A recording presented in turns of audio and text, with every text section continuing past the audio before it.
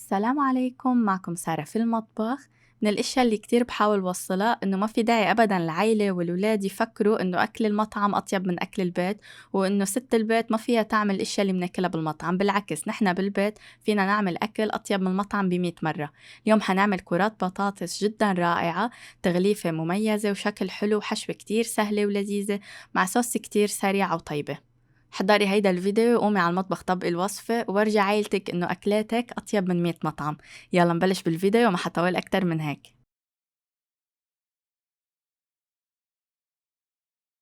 أول شي منسلق 4 حبات بطاطا حجم وسط، منخلي القشرة عليهم، منملح المي وبنتركن على النار حتى يستووا بشكل كامل، لازم يصيروا كتير طريين. بهيدا الوقت بدنا نحضر الحشوة.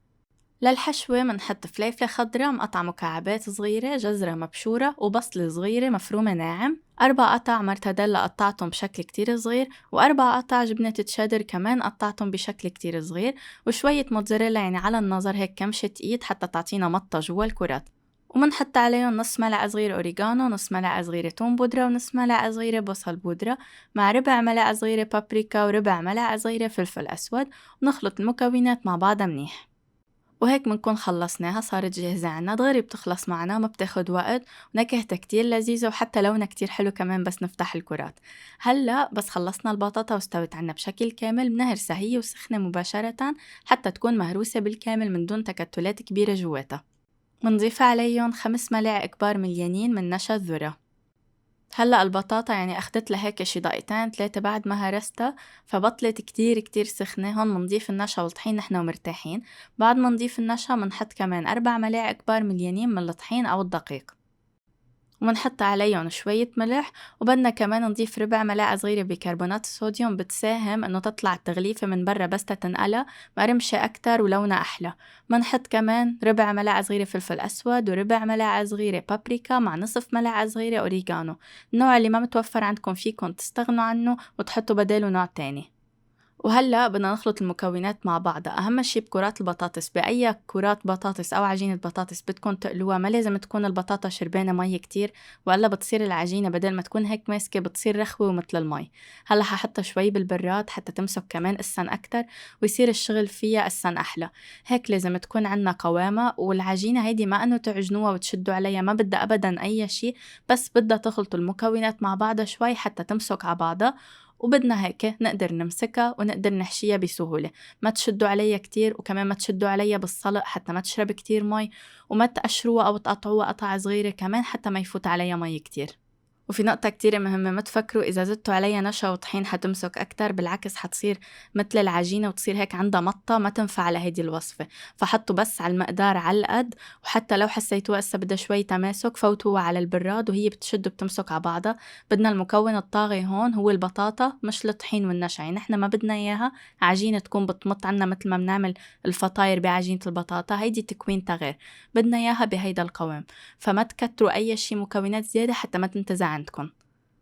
هلأ بعد ما حشيتهم كلياتهم منفوتهم على الفريزر بس 10 دقايق، حتى بس بدنا نغلفهم بالبيض والكورن فليكس يتغلفوا دغري وما هيك يكونوا طرايا وخفيفين بإيدينا. عندي هون 3 أكواب من الكورن فليكس حنطحنهم بشكل ناعم، نعومة منها كتير قوية، شايفين هيك كيف النعومة بشكل بس تنقليها يطلع عنا هالنقط الصغار برا، يطلع هيك شكلهم حلو. وعندي هوني بيضة على جنب كمان بدنا نغلف فيها الكرات. كورن فليكس ما منحط كل الكمية، منحط بس شوي، لأنه بس تنزل فيها الكرات بيصير فيها رطوبة وما بيعود كلها صالحة للاستعمال، فما بدنا ننزع الكمية كلياتها. وهيدول الكرات بعد ما طلعناهم من الفريزر لازم يكونوا هيك ماسكين على بعضهم، كرمال بس ننزلهم بالبيض ونحطهم على الكورن فليكس ما يكونوا طرايا بإيدينا وبصير فيهم طعجات وببطل شكلهم دائري. هلأ بنعمل كل الكرات بهيدا الشكل ومنحطهم على ورقة حتى كمان بعدين نرجع نفوتهم على الفريزر. الكورن فليكس هن رقائق الذرة اللي بناكلهم مع الحليب الصبح، فإذا ما متوفر عندكم فيكم تستعملوا الكعك المطحون، بس إذا متوفر كتير بنصحكم تستخدموه بهيدي الوصفة، بيعطي نتيجة جدا رائعة، بيعطي تغليفة حلوة وقرشة رائعة. هلأ بدنا نفوتهم 30 دقيقة على الفريزر، هيدي الخطوة كتير أساسية وهي اللي حتفرق بأنه الوصفة تنجح أو ما تنجح، لأنهم بيضلهم ماسكين بالزيت، بيطلعوا كتير رائعين بعد القلي. هعملكن صوص كتير سريعة بعملها مع هيدي الكرات: ملعقتين كبار مايونيز، ملعقة كبيرة زيت زيتون، ملعقة كبيرة خردل، ملعقة كبيرة خل أبيض، وملعقة كبيرة لبن. نخلطهم مع بعضهم منيح حتى يصيروا متجانسين بشكل كامل. منحط عليهم رشة فلفل أسود ورشة توم بودرة وبنخلطن كمان شوي. بدنا إياهم يكونوا متجانسين منيح، وهيك بتكون الصوص جاهزة عنا هيدي للتغميس. وفيكن كمان تحطوها على الكرات بس يطلعوا من القلي. وهلأ الكرات صاروا جاهزين عنا، شايفين كيف لازم يكونوا؟ هيدا سر نجاح الوصفة، بأنه الكرات تكون هيك ماسكة قبل ما ننزلها بالزيت. السر التاني لازم الزيت يكون كتير حامي، إذا ما كان حامي بصيروا الكرات بيطولوا حتى يمسكوا على بعضهم. لازم يكون في هيدي الشوك أو الصدمة حتى تخلي الكرات يكونوا ماسكين وما يتفرفطوا يمين وشمال بالزيت.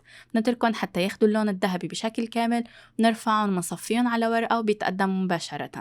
من أطيب وصفات كرات البطاطس اللي حتجربوها بالبيت، إن شاء الله حتجربوها وتدعولي، وجربوها مع هيدي الصوص كتير كتير بتلبقلها بشكل رائع. هيك منكون وصلنا لنهاية الفيديو اليوم، إن شاء الله يكون عجبكم. صحتين وهنا.